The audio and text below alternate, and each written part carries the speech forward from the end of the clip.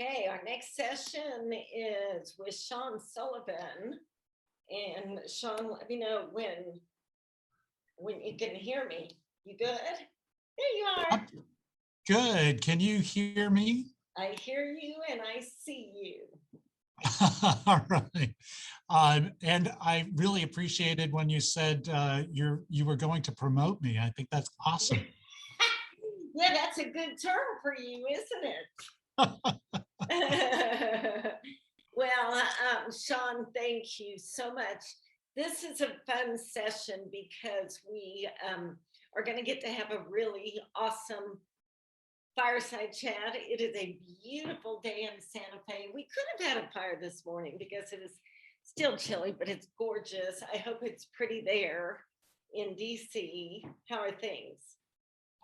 Things are beautiful. We've got a great blue sky out here after starting the day under some cloudy skies. So it's warming up pretty quickly though, but awesome. Yeah, so beautiful day here. Good. So Sean and I just want to introduce Sean. He brings many years of experience as a CHRO, and I first met, he is now Chief Human Resources Officer at SHRM. Has it been 2 years now, Sean? Yeah, just over 2 years, right? Yeah. Okay. Yeah. And I first met Sean when he was, we were funded by the Rockefeller Foundation to do some innovative hiring strategies, piloting some of our tools. And I first met Sean when he was CHRO at Tufts Medical Center in Boston, and we've continued to stay in touch. And I was just tickled when you went to SHRM, because as a note that I have SHRM New Mexico here as well, because they are a sponsor of the Shift Awards, which you and I will get to announce later after our chat. And I'm a member of SHRM New Mexico and have been involved for a long time. And just I believe that SHRM is such a wonderful organization across the states. And I think, I don't know, are you all global too, or is it just the US? No, we are global too. So we have chapters throughout, but we've also got specific office presence in India, throughout India, as well as in Dubai. So we've increased our international presence, and of course, very concerned about our colleagues in India, for those individuals, our colleagues and their families. And we've been in touch on a regular basis, trying to figure out things that we can do to help them. And hopefully they turn a corner here soon. So, Sean, I just wanted to know a little bit about your journey and why you went to SHRM. And, I know you're a very mission-driven HR leader, and would love you to just kind of talk about it, why you went to SHRM, and just a little bit of history, if you don't care. Yeah. It's so, first of all, thank you for having me, Jemay. It's a pleasure always to be able to spend time with you. I also just so respect and admire what the Close It Summit has done over the years for bringing together just a tremendous collection of people and expertise, and most of all, the ideas that you convene. It's so exciting and such different perspectives. And I love that you've been able to adapt to a very distributed model this year under rather difficult circumstances. As always, you've made the most of it. Thank you, Sean. Congratulations. Thank you. Appreciate it. So about that journey, Jemay, I think you really hit on it. I believe very much, for me, the reward of the work is being attached to something larger, something bigger. And that means the purpose and the mission of the organization that I work for really has to resonate for me. Prior to a number of years ago, I worked in the defense and intelligence industry, And that was really, you felt like you were part of super talented people really trying to resolve complex issues of national and global implications. And that was very rewarding in itself. But I saw the opportunity to shift to healthcare and cut across industries. And boy, in healthcare, that mission and purpose gets real personal very quickly. And I was at Tufts Medical Center and just felt that, when you were there, we were honored to have you visit. And you can tell when you walk in the hospital, you're right there with the patients. You're seeing docs and nurses, on the run. People are there with purpose and empathy and compassion. So you get swept up in that mission and purpose. And how do you help the caregivers provide more excellent care, right? That was the purpose there. And it was humbling work and really rewarding work. So I loved that. I did have the opportunity to speak with SHRM at a point where Johnny Taylor had just come on board as the CEO and president. And Johnny, as you know, has been very focused on transforming SHRM, really trying to position SHRM to continue to make sure it is relevant to the profession and the business world, and continues to advance the HR profession. That was a really compelling discussion, and I had to really think about, where does this take me and how do I attach to this? But the opportunity to help advance the profession with a focus on making better workplaces, better worlds, which is, SHRM's mantra, that opened up a new door for me for thinking, I've been in this profession for my whole career.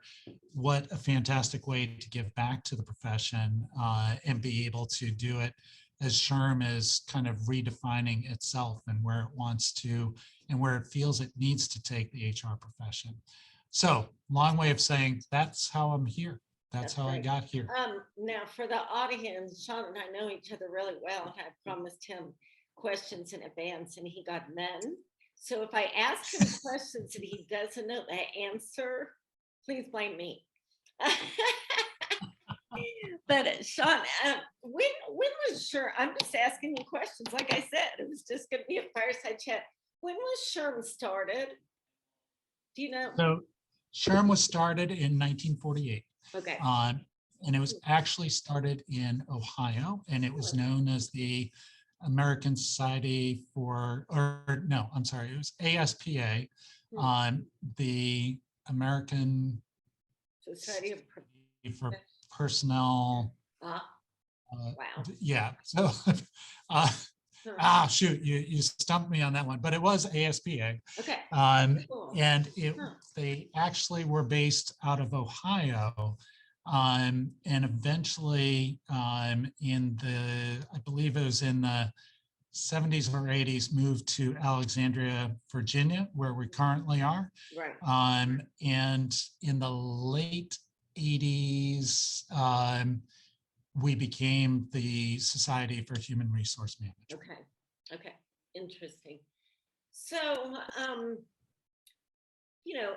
HR is such a changing profession. My own son, that's 27, I don't know if I told you, he's now at Los Alamos National Laboratory as an HR talent person.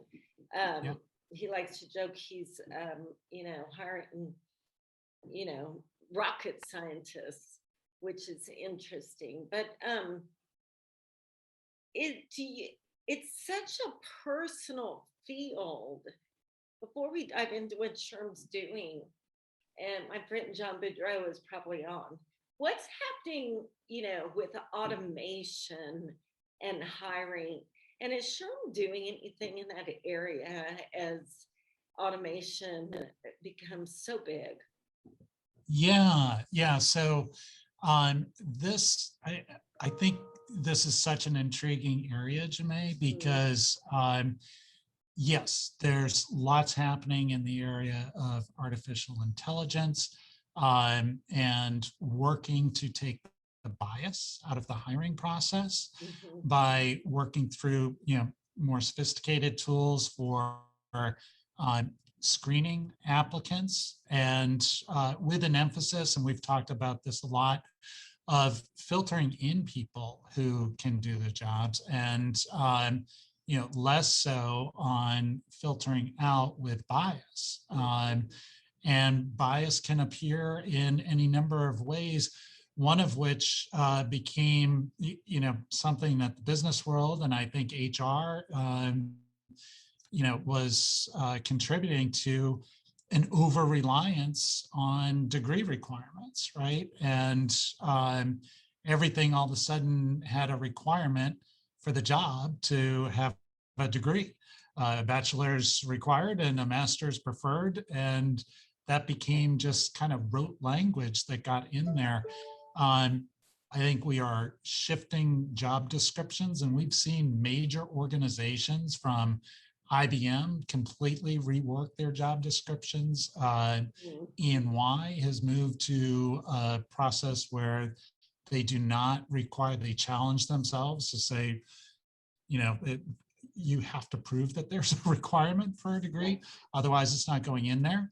So I think, practices have shifted in that regard. Right. And we've been trying to help HR professionals understand why you need to keep up with these things, and honor where the technology can take you.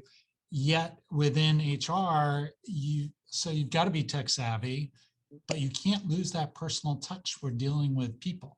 And so, we can have great tools at our disposal, but it still requires the ability to connect and help people in the organization connect effectively with one another, so they are bringing their best contributions to the workplace. So so you've been there almost 2 years, or 2 years, Tufts. I've seen, I think you have too, since we did that amazing job fair, which was across the city of Boston, Yes. downtown Boston. I felt like that was really the beginning of implementing skills-based hiring. I mean, it was still just kind of starting to happen. Do you feel like it is picking up conversation to true implementation, or do you think it's still in the discussion phase? No, I think it's accelerated, even from where we were several years ago, Jemay, when we used that great tool, the core assessment, to really be able to have people understand what where their skills were and how they could contribute, and use that as a basis for the discussion in that job fair with hiring managers. For our hiring managers at the hospital at that time, that completely opened up new doors and new ways of thinking, where they completely got beyond, let me study the resume and get to that degree and make sure that their degrees in place. That, for us at Tufts Medical Center at the time, that completely shifted the gears. But I've seen a huge acceleration across the board since then, for across many different sectors. And I think, what has driven that is an economy that, yes, last year, we all know what happened to the economy, but generally the economy has been accelerating. Right. And people have needed to fill jobs, and people are recognizing that there is not enough talent in the typical places they're looking, or have looked, to fill all of the roles that they have. And so I think that's been a key driver in people saying, what else can I do differently that will yield better results? Because the traditional, I'll recruit off campus and just kind of go from there, has not been working, and needs to be augmented significantly by other ways of getting to other talent pools. Yeah. And I think I feel the same way. I think we're starting to see it, and I'm so glad to see you at SHRM, because it takes someone that understands how to do it. And I watched for a year you trying to lead your teams, and it's not easy work, right? It takes someone that actually knows how to technically and logistically start creating something that allows for skills-based hiring. So let's talk about what SHRM's pillars are. And I know Johnny has, one area close to my heart. I know you all are working with people with disabilities issues. Um, the incarceration is something that I know Johnny has had dear to his heart. And I recently was part of a working group and heard and I hate to say this statistic, but I think it's correct. They said that if everybody that had a prior record held hands, they would circle the world. So it's a huge, huge number of people. So I know you all have some priority areas, and if you can just take a few minutes to share those with the community, I think it helps, because then the community can go back to their own SHRM chapters, which I believe Yes. you're in every state and most big cities, and really, start plugging in perhaps. Yeah, absolutely. So thank you, Jimmy, because this is working on that whole initiative to help people with criminal records get that second chance, get into the workforce once they are out of prison.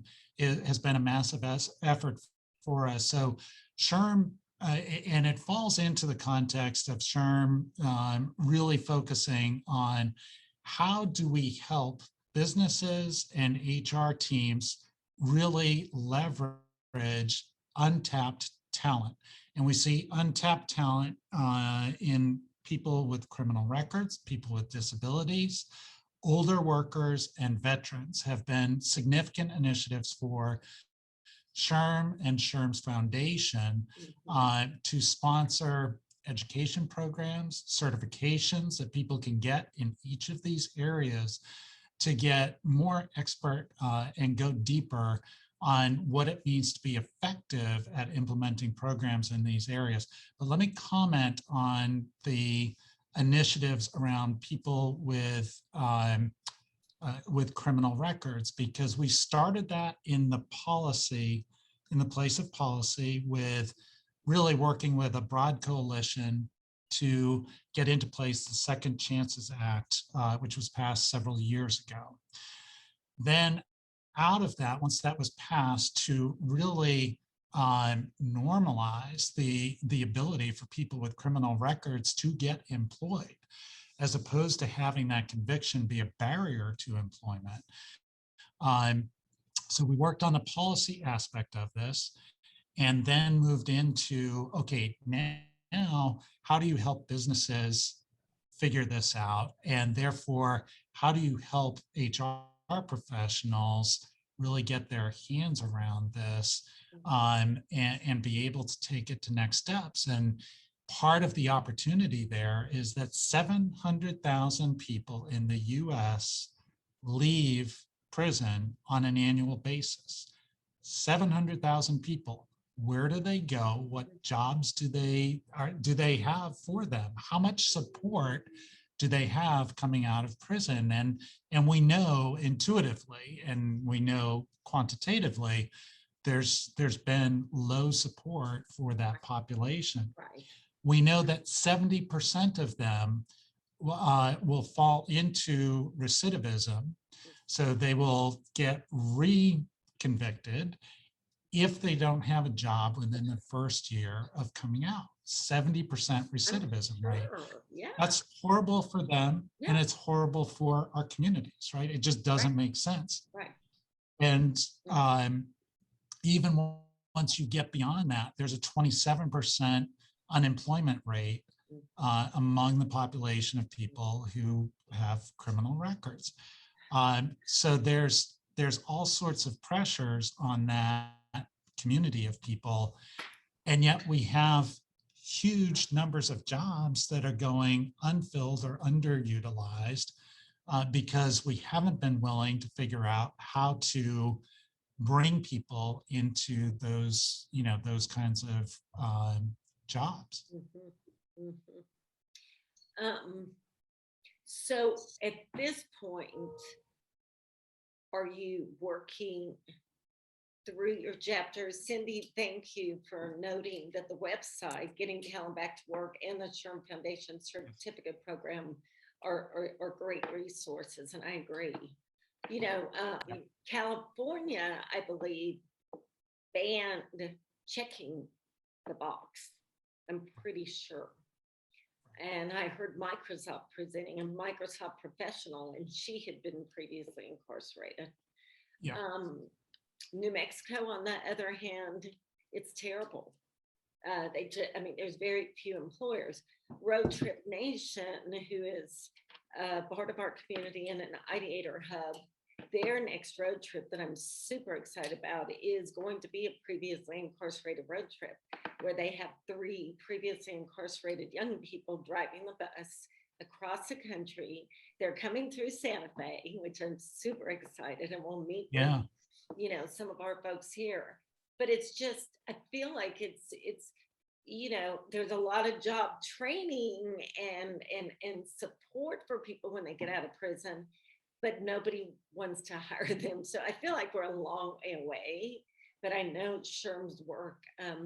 New Mexico has a ban the box law, really, Linda? But then when they do a background check, okay, so Linda says we have ban the box, but then as soon as they do a background check, it's all over, I guess. So I'll tell you, we had an interesting story. So one of my commitments coming to SHRM was, hey, the things that we do inside for SHRM's workforce, I want to make sure are reflective of, exemplary of the things that we advise our members to do.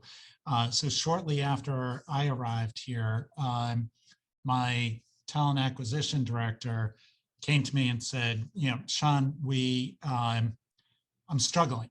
We have this candidate for a job, and it's a job we've been having a hard time filling. Have a candidate for a job, and their background check came up with adverse information. It's a conviction. And in the past, I would have stopped there. But I know what we're telling our members now.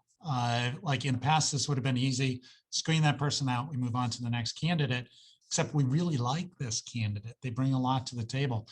And I'm struggling, Sean, because I'm trying to, I know what we're telling everyone out there about second chances and, and hiring people with criminal records. So what do I do here? I said, talk to the candidate. Say, hey, here's the information that came up. We just want to understand it and understand your story. And she spoke with the candidate, and it was this just heartbreaking story of person went into a downward spiral. They were homeless, started to shoplift, and got put in prison. Now on the way out, they're just looking for some place where they can land and kind of restart. And we said, got it, understand, and we moved on to hire that person. And this is where I think HR professionals having the courage to say, okay, here's a data point. Let me go beyond the data point. Right. What is this person's story? And knowing that story, are they a fit for us? Like, can they come here and contribute? And I think once you break down, some of those things that show up on paper, but we don't know the story behind, that's where there's no AI that's going to get you beyond that. That's human connection.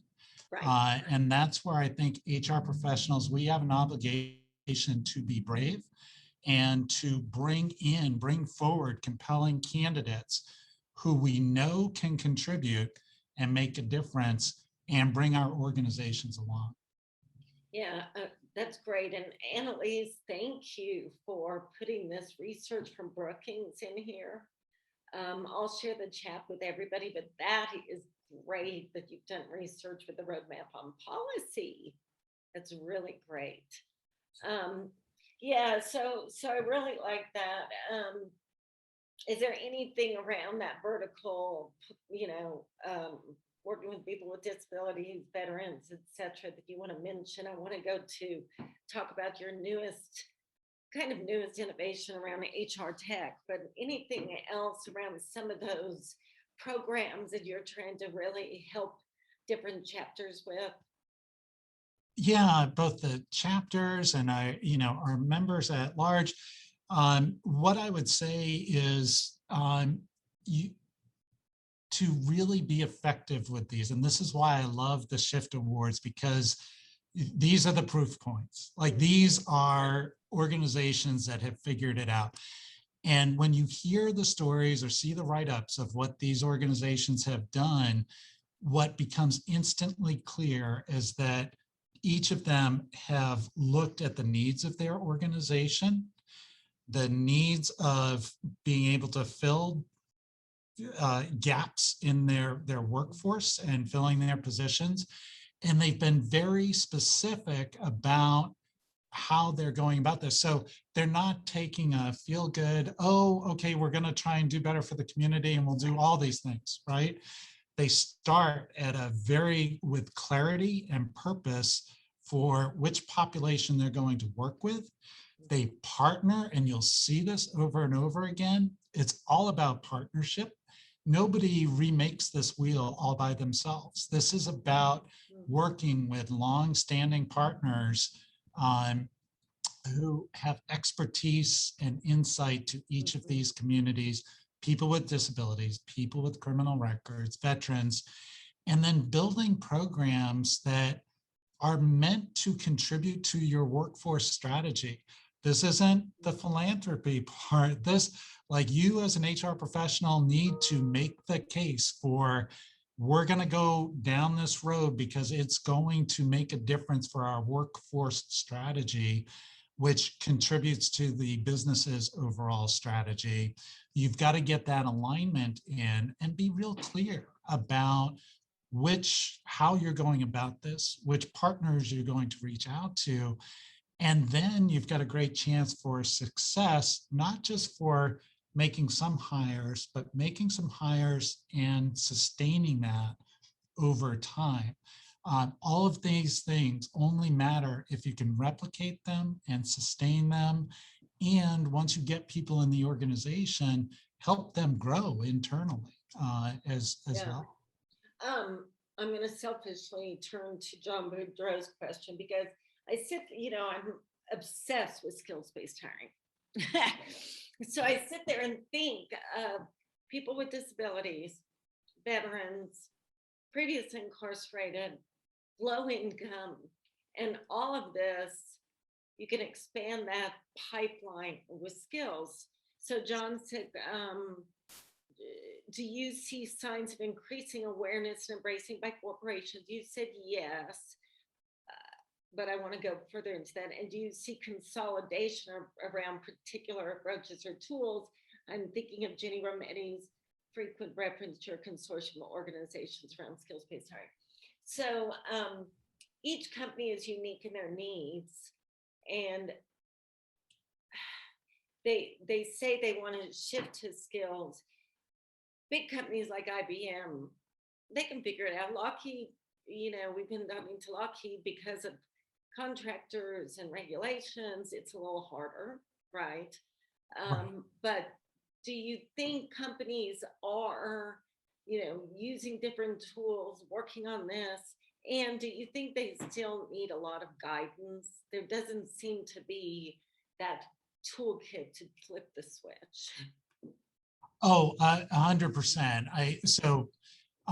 If we just look at the HR profession, Jemay, fewer than a third of HR professionals say that their businesses have someone that they partner with to bring in different aspects of untapped talent.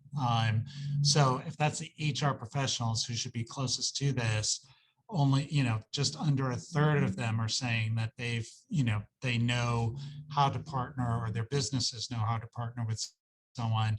We're leaving a huge swath of unfilled need out there. And so I think education is a key part of it.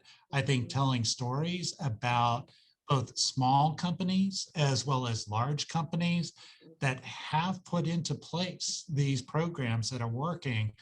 And we're so excited about the Shift Awards because they put the spotlight on these things and how to do them well.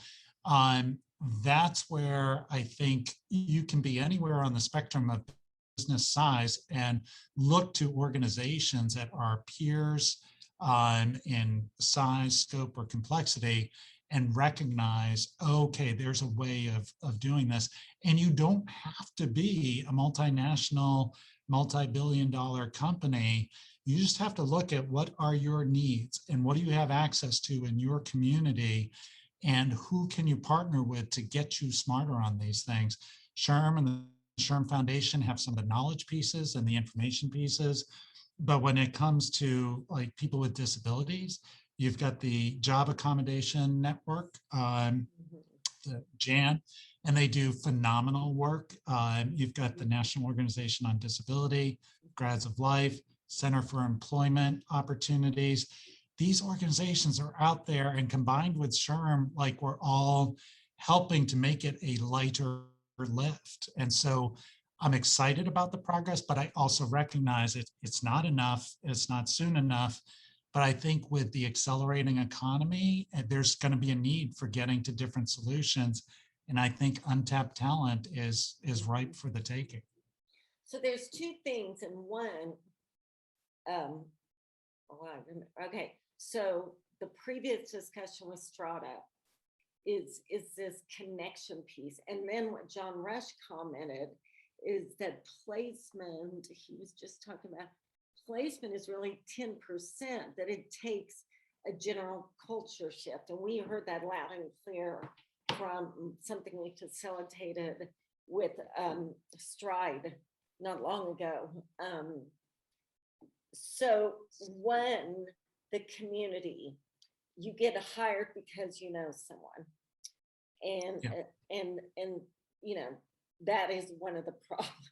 It's good and it's not. So are you seeing anything that helps that effort? Or do you just think So here's where I think HR needs to provoke some of the folks within our organizations to say, you start getting fast running water when you get champions within the organization. If it's solely HR's plan, it will, it'll go so far.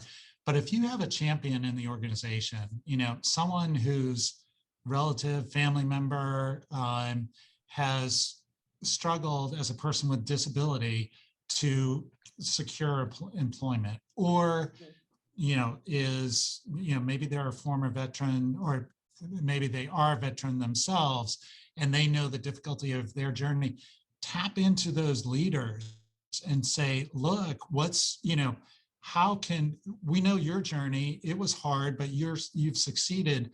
How do you help others? Like champion that within the organization. And then I think you start getting some inroads. So you do need, a step, among the education, community partners, having a purpose and clarity, is getting champions in the organization who are setting the expectations that, yes, we will hire. Right. This is how we're going to do this. And I think that's another essential component. Yeah, very good. Finally, one last thing, and then we're going to shift to the Shift Awards. For the people on, we'll do the Shift Awards and then come back at 11:15. So you may just want to hang out, get a cup of coffee, whatever. We're going to have the hubs present. And then Asha Choksi from Pearson is going to talk about at 11:15. She's presenting 11:15 my time. She's presenting a big employer study that was done by Pearson that is really, really interesting. But So one of the divisions that I was thrilled to see you guys launch, led by Erica Young and Alex and Alonzo and some of your team, is Paragon Labs. Yes. And we've got a lot of techies on here, and I think that was maybe in October that you all announced Paragon Labs. Can you tell us a little bit about that? Yeah, so thanks so much for mentioning that. We have been building towards this and really ramped up our efforts last October for Paragon Labs, which is, as you noted, part of SHRM. It really is intended to enable SHRM to understand and align very effectively with emerging technologies in human resources, and also meant to bring together, folks who really savvy technical people who have great technologies that apply to, some aspect of human capital, some aspect of the workforce, but they are also trying to understand how to connect with the HR community. And we're setting into place some ways of kind of mediating that ground and accelerating capabilities on both sides. We believe we have an obligation to HR to help HR become more tech savvy, but also to work with the tech world and say, here's the problems we're trying to solve. Help us with those. And so we've sponsored, and you'll love this, we've had a series of technology challenges around the country, kind of technology bake-offs of these startup companies with best ideas. And it's leading to the overall, and I forget the exact timing on this, but we'll kind of crown a national winner of that overall effort. But it's brought together these phenomenal ideas of what technology can do, and the possibilities it has within the business world and the world of work. That's awesome. So we kind of started talking about technology and we're ending with technology. So that's great. Sean, I love catching up with you. And I'm thinking those awards, that final might be announced at your National SHRM Summit. Can't remember. Yes. Yes. I forget that's in the fall or can't remember. Yeah. But that's a heck of a summit if anybody talk about seeing a lot that's happening. Okay, so we're going to turn to one of my biggest honors, and this is announcing the 2021 Shift Awards. We had an amazing panel of judges, including Brandon Krastowski, who won last year's award with his amazing bakery that starts in prisons, a culinary school, and creates tons of jobs. And the Shift Awards, thank you. Big shout out to the judges and to the New Mexico SHRM chapter, as well as Cindy Murphy and Karen McCool, who really led the effort for us. Just incredible work. And we're so excited that Sean and I are going to announce some amazing winners. The Shift Awards were really designed to recognize employers who have shifted from traditional hiring, either through assessment, advancement, hiring, to create new pathways in employment training and really allowing economic opportunity. Special consideration was given to programs that serve overlooked populations, which included persons with disabilities, minorities, veterans, military spouses, and persons with a conviction record, as well as youth. So we're going to share this video that my teammate Tiffany and Cindy and the team worked on. Thank you all for working on this. That announces all of the finalists, and then Sean and I will turn to announcing the winners. So thanks, Tiffany. Perfect, thank you. Real quick, Jamae, before I play this video, I just really wanted to take the moment just to really shout out to our judges. This panel was amazing. Real quick, just to run down them. So Max Baca with the Administration and Government Relations at the New Mexico Highlands University. As Jamae mentioned, Brandon Krastowski with Edwin's Leadership and Restaurant Group, who was indeed a 2019 Platinum winner. Dr. Penny Jennings with the Grayston Foundation, too, was also a 2019 Platinum winner. Ron Painter with the National Association of Workforce Boards, Linda Strauss with Strauss HR Consulting, and finally, Jamie Wagner with SHRM, New Mexico. Thank you, friends, for doing that. I know it's extra time for people that have no time, so thank you. So we'll just play the video of all of our finalists, and then Jemay and Sean can announce the winners following.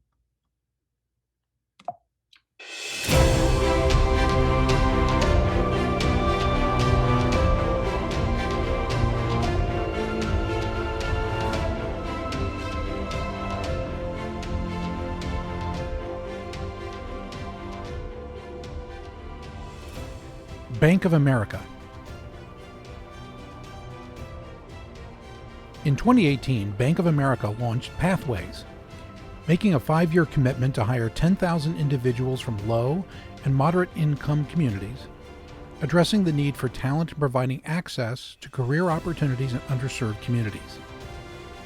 Since it launched in 2018, the Pathways program has achieved significant success, surpassing the original goal of 10,000 hires in October 2020, well ahead of the commitment to do so by 2023. Pathways individuals are gaining access to meaningful and sustainable careers at Bank of America as they are being retained and promoted at increasing rates. Bossgate Brewing, Restoration Pizza. In the spirit of removing barriers within their community, the concept team behind Bossgate Brewing and Restoration Pizza set out to provide an inclusive work environment with competitive opportunities and fair wages alongside great pizza and beer, with a staff of individuals with varying levels of physical and mental impairments. Today, over 44% of Restoration Pizza coworkers have been referred by an employment-supported agency, and their goal is to encourage other businesses to learn from their opportunities and challenges and replicate their commitment. Clean Turn. Clean Turn is leading a commercial cleaning team in Columbus, Ohio, launched in 2012. Since that time, they have provided over 1,000 fair chance employment opportunities to individuals who have faced significant barriers to employment and career advancement because of a conviction record, and for those who are in recovery. In addition to classroom training on communication, conflict resolution, financial literacy, health, and wellness, Clean Turn provides coaching and support through team leads and managers, intentionally builds on relationships with inmates prior to their release, and assists with housing needs through the help of one of their partners. Honest Jobs. Harley Blakeman knew all too well the difficulty faced by those with a conviction record when it comes to finding employment. So he founded Honest Jobs near Columbus, Ohio, a technology platform that helps people impacted by the criminal justice system and ways to find employment. Blakeman says, "Our vision is that we can have a solution where every American coming out of incarceration is handed off to a service that effectively helps them navigate getting back into the workforce in a fair and effective way." Howdy Homemade. The Howdy Homemade ice cream shop in Dallas, Texas hires and trains people with Down syndrome and autism, acknowledging the potential of everyone, including those with special needs, to be fully capable and deserving of being included in all environments, especially the workforce. They hope that other companies will follow the precedent they have set and work to develop hiring and training initiatives that serve individuals with special needs. Positive Vibe Foundation. The mission of the Positive Vibe Foundation is to prepare people with cognitive and/or physical disabilities for food service careers in the expanded workforce training program that includes training in both the food and customer service industries. In addition to creating employment pathways for those with intellectual or physical disabilities, trainees are provided with pre-employment help with resume building, interviewing skills, and continued employment mentoring services after graduation, creating a sense of community for those who often have limited social relationships. Second Chances Farm. Second Chance's Farm is a commercial hydroponic indoor vertical farm that grows chemical and pesticide-free leafy greens, herbs, and pharmaceutical-grade hemp. They exclusively employ formerly incarcerated persons as their farm workforce and provide them with mentoring, life skills, and job training. Second Chance Farm is fully committed to their goal of reducing the epidemic of recidivism by supplying gainful employment and providing life skills training to individuals whose job prospects are limited by their prison records. Sugar Plum Bakery. The mission of Sugar Plum Bakery is to serve the needs of persons with developmental disabilities by providing training, employment, and education. The goal is to help their employees to become independent by teaching them valuable skills that typically lead to additional employment opportunities. Since opening their doors in 1985, they've served over 1,000 individuals with disabilities. They also strive to increase community awareness of the value of adding persons with disabilities to the workplace. Support Ontario Youth. In 2018, a grant from the province of Ontario led to the establishment of Support Ontario Youth. This fresh approach to managing electrical apprenticeships was born in response to a severe shortage of apprenticeships and journey people and a desire to engage youth in a program that would lead to employment and economic opportunity. The success of Support Ontario Youth has led to them being asked to provide identical services in the plumbing and millwright trades, and to being invited by the province to put together a proposal to expand the program to many more trades. Tech Systems, Creating IT Futures. For nearly a decade, Tech Systems and Creating IT Futures have collaborated through IT Ready to foster career opportunities for groups underrepresented in the technology field, most notably women and people from communities of color. Not only has Tech Systems hired dozens of diverse IT-ready graduates from cities across the country. From the start, Tech Systems and Creating IT Futures have shared a common mission, making technology careers more accessible to anyone with a dream and the passion to pursue it. The Bazaar Incorporated. In early 2019, the Bazaar Incorporated CEO Brad Nardick decided to build a disability inclusion program, partnering with Understood, a nonprofit dedicated to creating workplaces where people with disabilities can thrive. As a result, more than 25% of the Bazaar's workforce now identifies as having a disability, and employee engagement and retention has increased by 75%. The Bazaar has broadened and deepened its ties to the local community while also building a sustainable, diverse talent pool, and a welcoming workplace. Tyson Foods. 2 Tyson Foods programs, Upward Academy, which is a basic educational life skills program, and Upward Pathways, dedicated to career development, provide team members opportunities to succeed in the workplace and in the community while also helping Tyson build a highly qualified and skilled workforce. Most classes take place on-site at the Tyson plants to provide team members the opportunity to learn in a familiar atmosphere with fewer obstacles around transportation, childcare, and scheduling conflicts. University of New Mexico Hospital. University of New Mexico Hospital, also known as UNMH, has taken part in New Mexico's Project Search program for the last 7 years. The program is designed to teach competitive job skills to young adults 18 to 22 with intellectual and developmental disabilities. Students take part in 3 10-week internships in a variety of departments around the hospital, learning both specific job-related and people skills that help to prepare them for future job opportunities and leading to greater independence. We Make Autism at Work. In 2017, We Make turned a conventional manufacturing fulfillment site into a facility with the mission to employ as many persons with autism as possible in a meaningful career in the manufacturing and fulfillment sector. Over 85% of the staff members receive accommodations, yet they meet or exceed the typical production quotas of their non-disabled peers. We make partners with local school systems and has developed an internship and mentorship program with the Hopewell Valley School District. Their goal? Adding facilities in 5 additional states by 2024 with the potential to influence communities across America.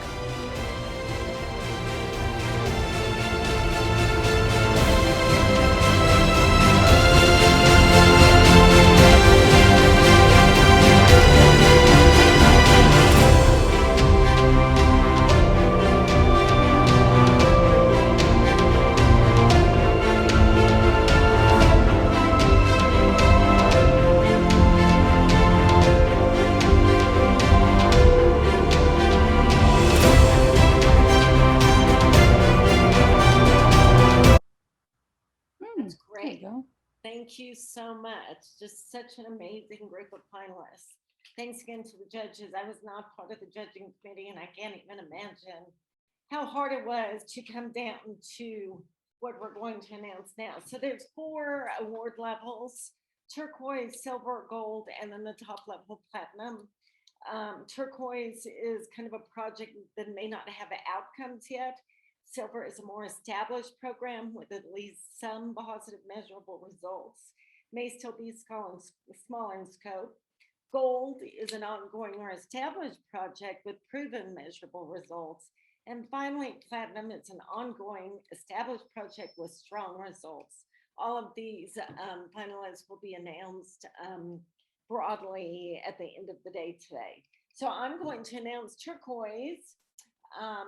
And that is Support Ontario Youth and UNM Hospital. Congratulations to the turquoise winners of this year's 2021 Shift Awards. Excellent work, and we're very proud of what you've done. Sean. Terrific. I will have the honor of sharing the silver award winners. And that is Honest Jobs and Howdy Homemade.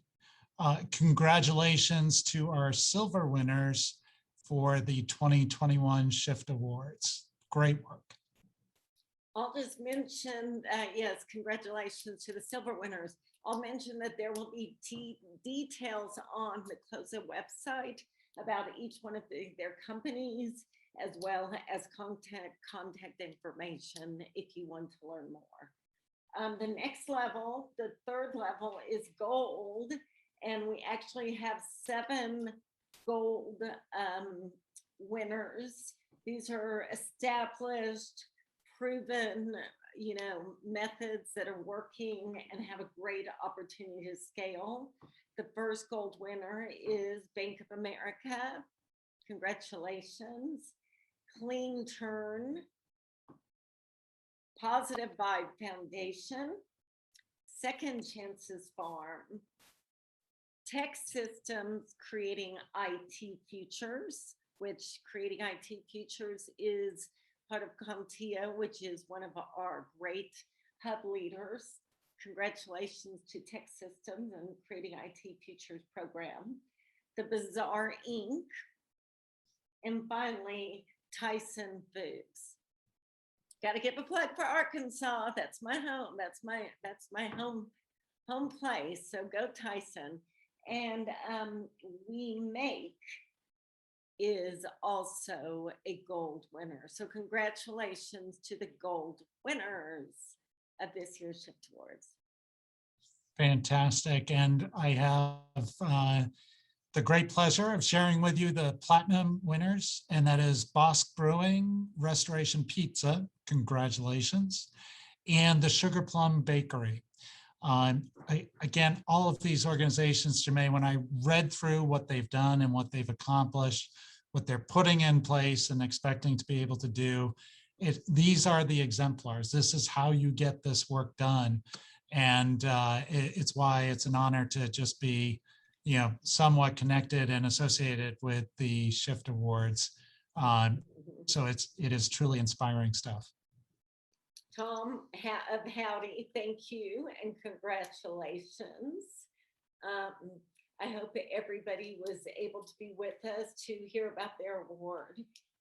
This is going to close this session. We're going to take a 15-minute break before we come back for the final hub presentations. Thank you, my dear friend Sean.